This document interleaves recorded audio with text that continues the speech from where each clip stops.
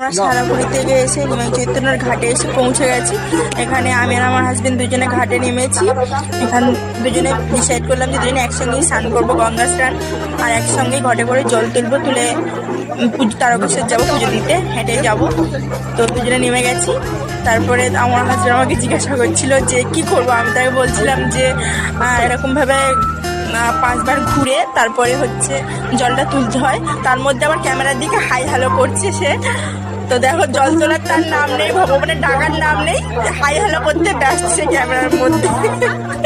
তারপরে ঘুরে তারপরে এরকমভাবে জল তুললাম, তুলে আমরা যাবো তারকেশ্বর হেঁটে পুজো। সেরকম মুষলধারে বৃষ্টি পড়ছিল, আর ভাই আর বাবা এদিকে ওপরে ছিল, ওরা ক্যামেরা করে দিচ্ছিল।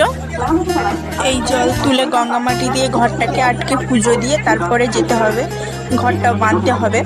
তো আমরা তারপরে যাব স্নান করে এই ঘর বাঁধতে।